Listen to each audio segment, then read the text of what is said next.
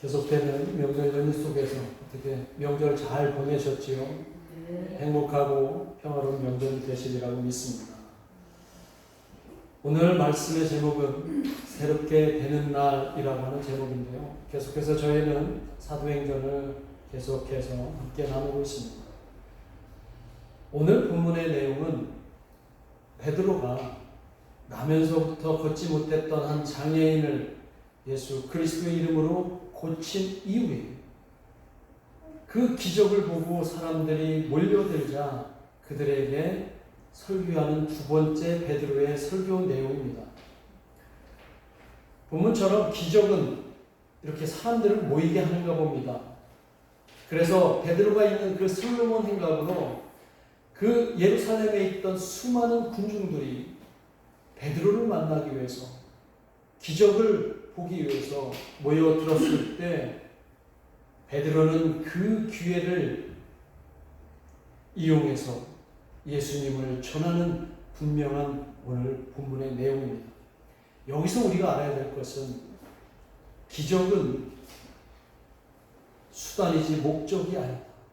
성경에서 나오는 기적은 수단이지 목적이 아니라는 사실을 기억할 때 그들은 기적을 보러 그곳에 모였겠지만 베드로는 그들에게 예수 그리스도가 누구시고 그리고 너희들은 누군지 분명히 알려주는 그 말씀을 전하고 있습니다.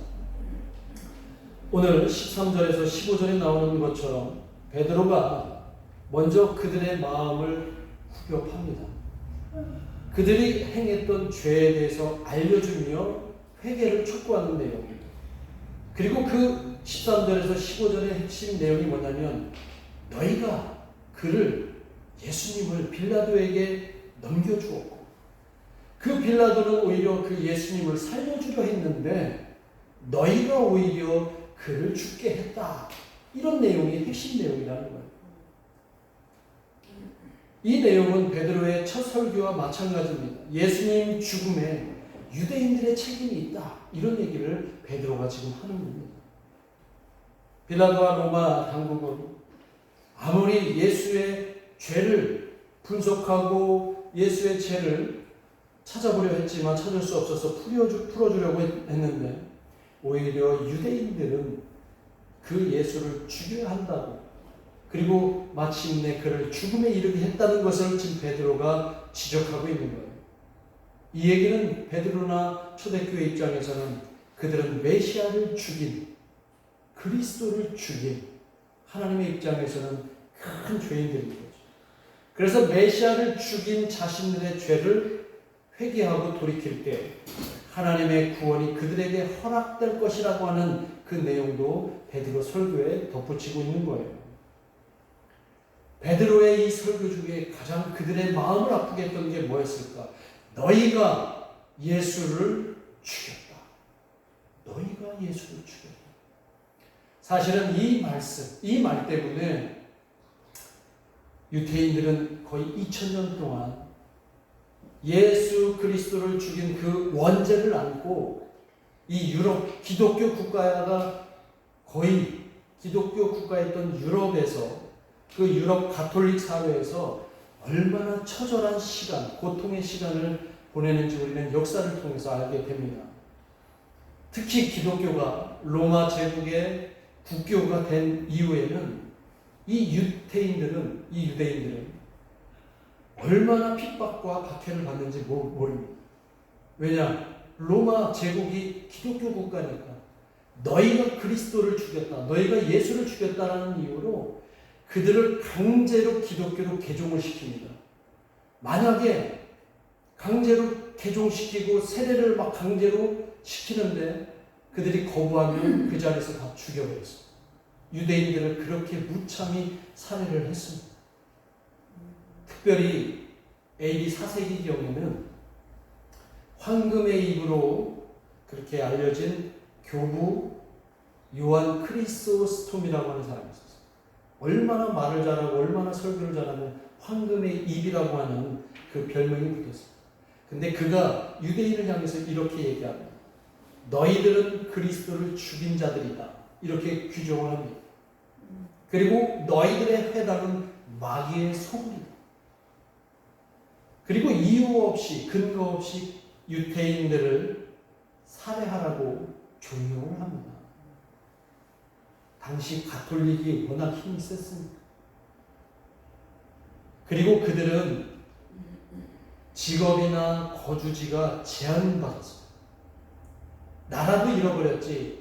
온 유럽으로 흩어져 살고 있던 그 디아스포라 유대인들은 가질 수 있는 직업도 따로 정해놓고 어디 마음대로 어디 가서 살 수도 없고 거주지를 제한했었어요. 그래서 그들이 할 수 있었던 당시에 가장 천한 직업이었던 고리대금업을 그들은 주로 할 수밖에 없었어요. 왜냐하면 기독교인들에게 있어서 돈놀이는 가장 천한 직업이고 가장 악한 직업이라고 여겼기 때문에 그런 직업에 합당한 사람들은 예수를 죽인 너희들밖에 없다. 그래서 그들은 그때부터 고리대금업을 합니다. 그런데 여러분, 고리대금업을 하면은 돈을 많이 벌겠죠. 그때부터 유대인들은 상술에 뛰어나게 되고 돈을 많이 벌게 되었어요. 그렇지만 유대 사회에서는, 기독교 국가였던 그 유대 사회에서는 유대인들은 혐오의 대상이었고 증오의 대상이었습니다. 그게 무려 언제까지요? 20세기까지. 아니, 최근까지도 지금 그러고 있다는 거예요. 그래서 이런 유대인에 대한 증오의 그 감정, 이런 것들은 결국 독일에서 히틀러의 그 나치 정권이 무려 600만 명 이상을 유대인들을 학살하는 홀로코스트의 그 무시무시한 결과를 낳게 된 배경이 바로 이런 이유에서 시작됐다는 겁니다. 이게 바로 유대 사회의 만면에 있던 반셈족 사상이에요. 셈족이 누굽니까? 이스라엘 족속 아니에요, 그죠? 셈족. 여러분, 노아의 자손 중에 누가 3명 있잖아요. 셈, 함, 야벳. 그 중에 셈족의 후예가 이스라엘 백성이고 이 유대 사회를 셈족이라고 이렇게 얘기를 해요. 그러니까 유럽에서는 반셈족주의, 유대인을 거절하고 거부하는 그런 사상들이 최근까지 만연해 왔던 거예요. 그러니까 그냥 유대인들을 무차별하게 그렇게 설상했던 이유입니다. 그런데 그런 비참한 역사를 살아온 유대인들에게 기독교 2000년을 맞아서, 기독교가 시작되고 2000년을 맞아서 이 로마 가톨릭 교황청에서 대희년을 선언합니다. 그리고 자신들이 그토록 반셈 사상을 펴왔던 것을 참여합니다. 그리고 이제 유대인에 대해서는 그들이 용서하고 그들은 예수를 죽인 것에 대해서 회개할 수 있는 길을 열어놓은 것입니다. 그런데 놀라운 사실은 이런 상황이 미래에 있을 줄 알고 그렇게 오늘 설교를 했는지 모르지만 오늘 베드로는 17절에서 예수님을 죽인 유대인들을 위해서 변명하는 내용이 나와요.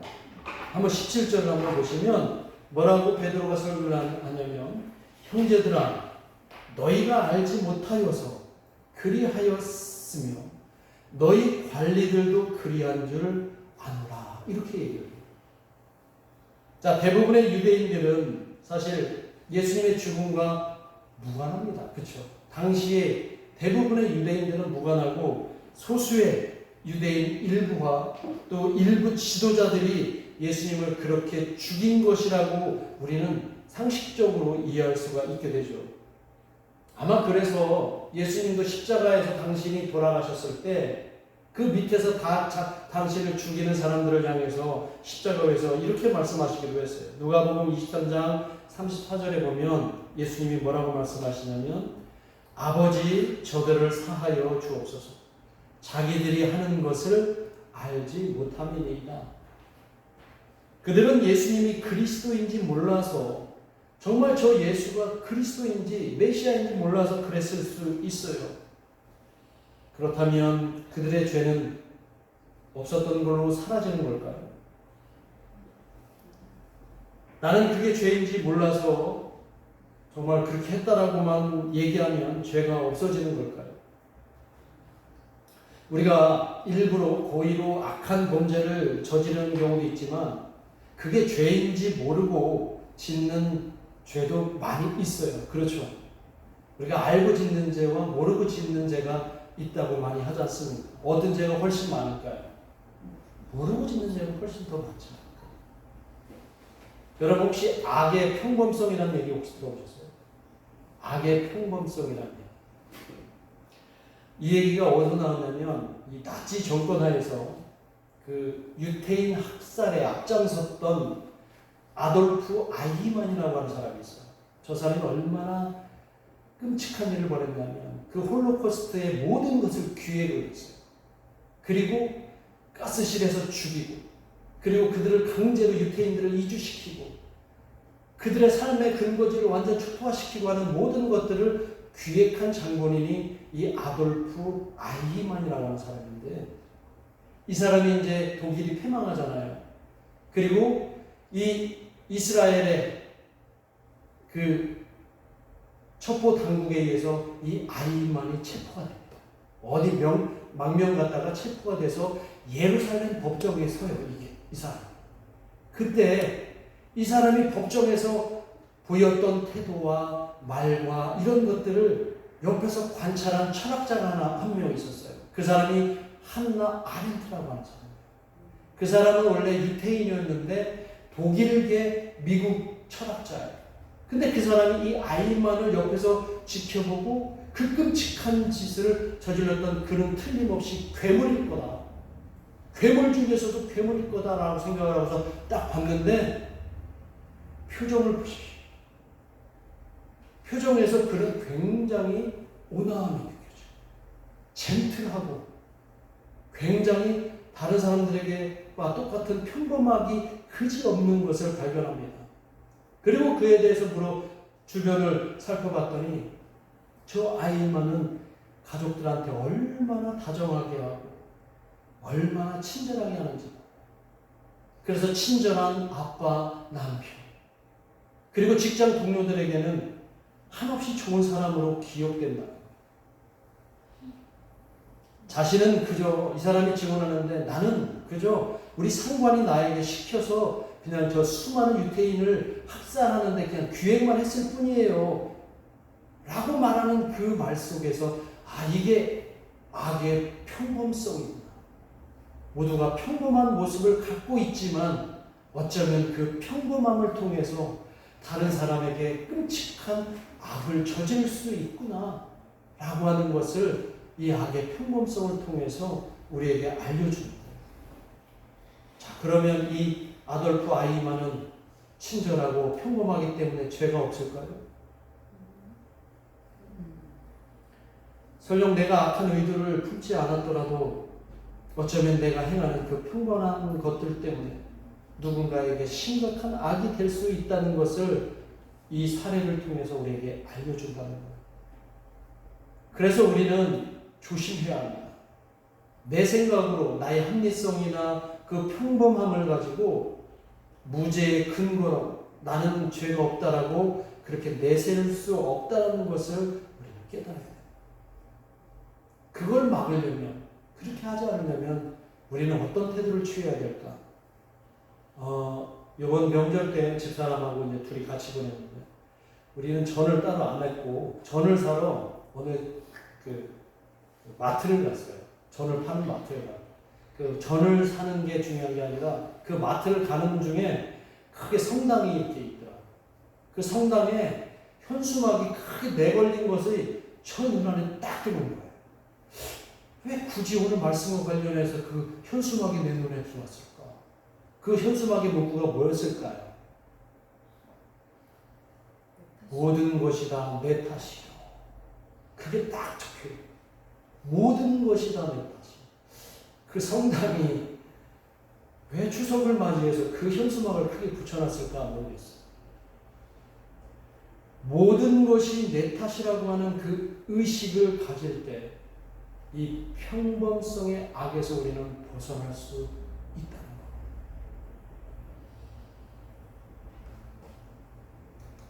내 탓이라고 하는 생각을 내가 가지고 있을 때 내가 세상을 대하는 태도가 달라지는 거예요.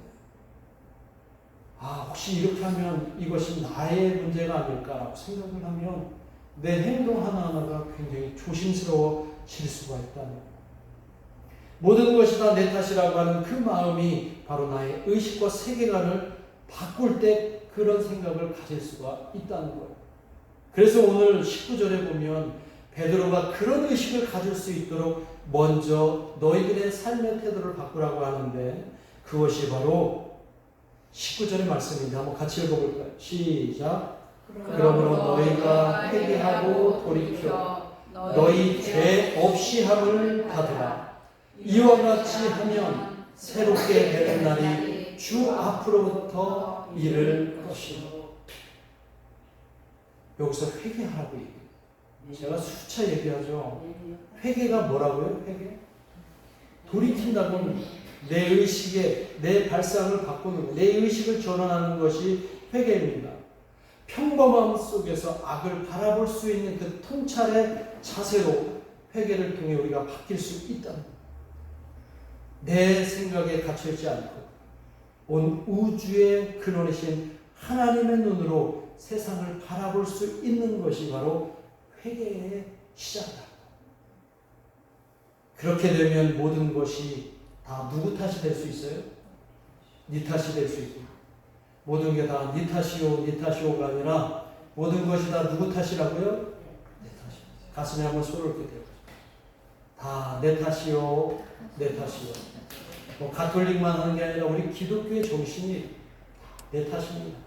이런 생각을 가지면 우리는 그 아이만 같은 평범성의 악을 저지르지 않을 수 있다는 거예요. 나로 인해 다른 사람이 힘들지 않도록 하게 하는 것입니다. 또 내가 용서하지 못할 사람도 이 세상에 전혀 없게 만드는 거예요. 왜? 내 탓입니까?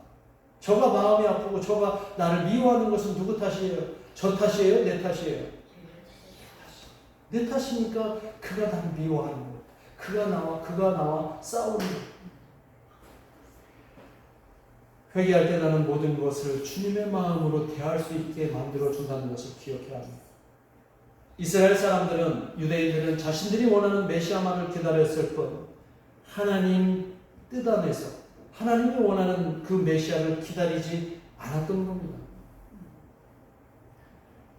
그래서 피로하고 허접한 저 갈릴리 나사렛에서 어떻게 메시아가 날 수 있겠느냐, 그리스도가 날 수 있겠느냐, 절대 나올 수 없다라고 믿는 그들에게는 그냥 예수는 십자가에 매달아 죽여야 되는 자신들에게 항거하는 반역자 정도로 여겼던 것입니다.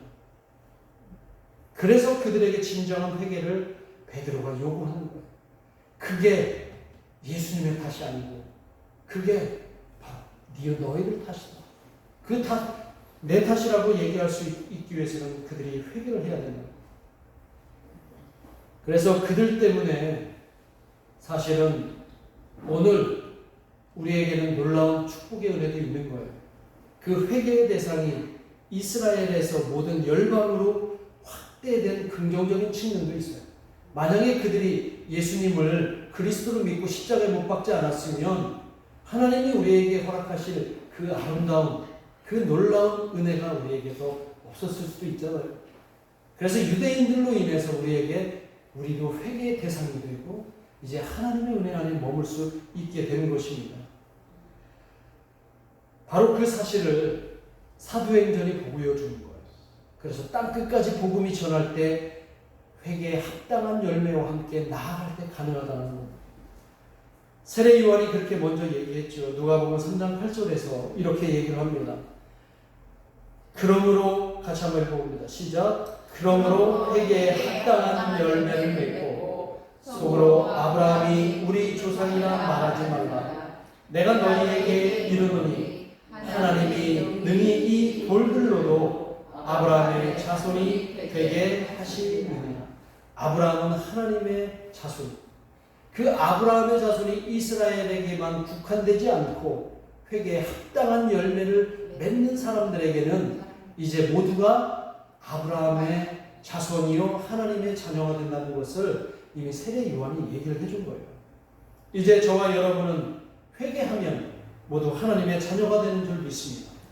그리고 죄에서 멀어지게 되는 거고, 죄가 하나님과 우리의 관계가 불편해진 관계를 죄라고 한다면 이제 하나님과 가까워지고 회복되는 것을 의미합니다.